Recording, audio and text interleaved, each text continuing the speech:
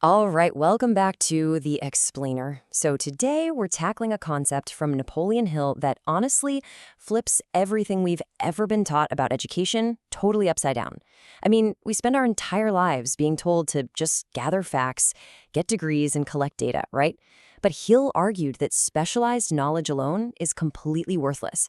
Now, I know that sounds crazy at first, but as we're going to see today through some truly incredible true stories, knowledge absolutely requires a very specific, almost magical catalyst to turn into actual wealth. And that catalyst? It's imagination. Okay, let's dive into this. We've all heard that old cliche, right? Knowledge is power. Well, today we are going to completely shatter that myth. Because knowledge, it's really only potential power. If just gathering facts was all it took to get rich, every single librarian on Earth would be a billionaire. So if facts and data aren't the answer, what is the actual missing ingredient? What's the spark that takes a pile of worthless information and ignites it into incredible world-changing wealth?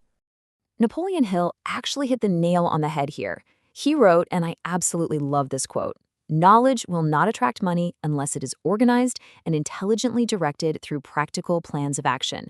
Think about that for a second. A massive library full of the world's most brilliant facts means absolutely nothing until a human mind steps in and actually does something with them. The facts just sit there gathering dust until someone provides direction.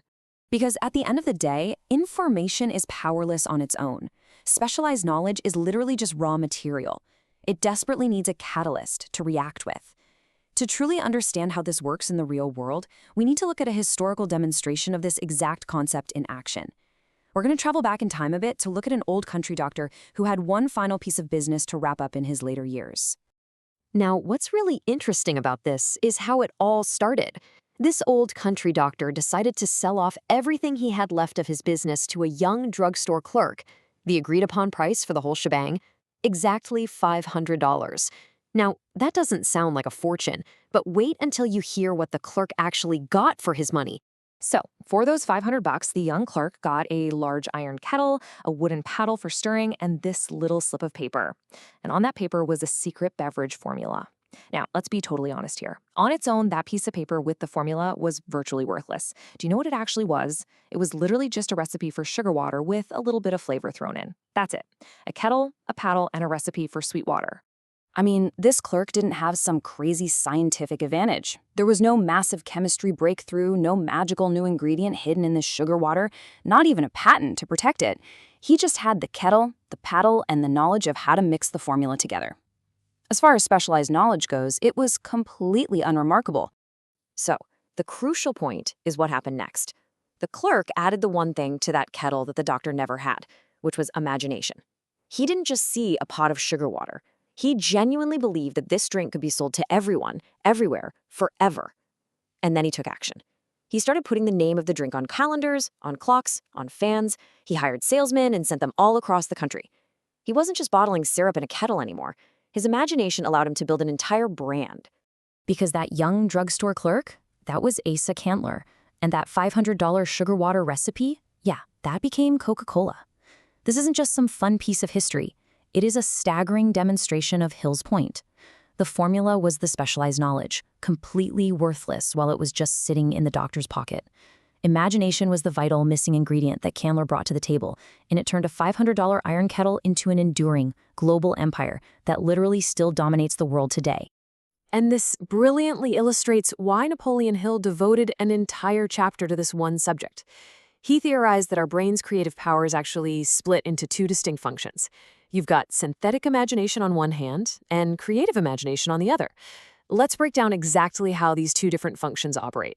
First up, we have synthetic imagination. This is basically the act of taking old ideas, existing parts, or concepts that are already out there in the world and just rearranging them into a brand new combination. It's like a giant puzzle coming together. And the amazing truth here is that almost every single invention in human history relies entirely on this method. I mean, very rarely is something created out of absolute nothingness. Usually, a brilliant mind is just using synthetic imagination to reassemble existing pieces in a way that nobody else has ever tried before. But then you have the lightning bolt, creative imagination. This is that sudden flash of insight, that profound hunch or the big idea that just seems to arrive out of thin air. Hill described this as the human mind operating at its absolute highest frequency. This type of imagination becomes super active when it's sharpened by a really strong, burning desire, and when the mind is quieted down enough to actually listen. The thing is, most truly successful plans require both. You need synthetic imagination to carefully build out the steps, and creative imagination to spot the golden opportunity in the first place. Let's move to another incredible true story from Hill's research and see how this builds. Enter Frank Gunsaulus. He was a young clergyman with this massive, burning desire to build a completely new kind of college. He had the vision locked in, but he was missing one rather important detail. He needed $1 million. Now, that was a truly astronomical sum at the time, and he didn't have a single penny of it. Now, most people would just throw in the towel right there, right? They'd check their bank account, sigh, and move on. But not Gunsaulus. Instead of giving up, he decided to manifest his plan right in front of his congregation. He boldly announced an upcoming sermon with a very specific and honestly very daring title: What I Would Do If I Had $1 Million. He was putting his creative imagination front and center for the whole world to see. When the day actually came, he didn't just speak in vague, maybe someday terms. He used his imagination to describe this college in vivid, specific detail right from the pulpit. He talked about it as if the buildings were already standing, as if the students were already walking the halls. He made the college completely, tangibly real in the minds of every single person sitting in that audience. And get this, sitting right there in the crowd, listening to this incredibly vivid plan, was Philip Armour, a massively wealthy meatpacking magnate. The sermon was so powerful, the imaginative vision was just so clear and compelling, that the very next morning, Armour walked directly into Gunsaulus' office and handed him exactly $1 million. No joke. He believed in the plan simply because Gunsaulus had painted it so clearly with his imagination. Gunsaulus didn't have the money beforehand. He definitely didn't have the rich connections, and he certainly had no guarantees.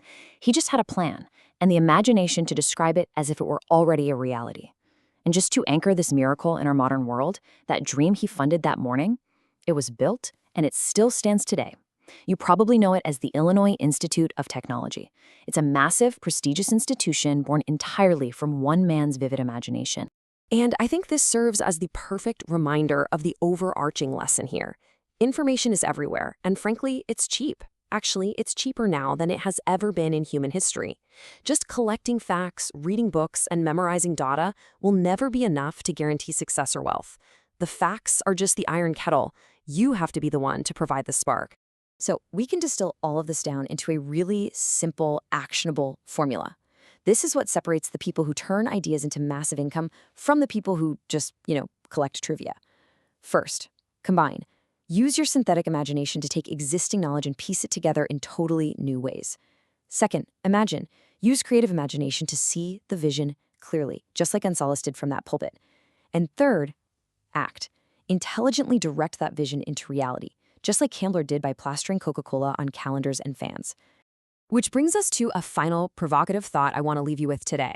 Hill noted that most people don't actually fail because they lack good ideas. No, they fail because of a tragic habit: quitting literally one step before their massive breakthrough.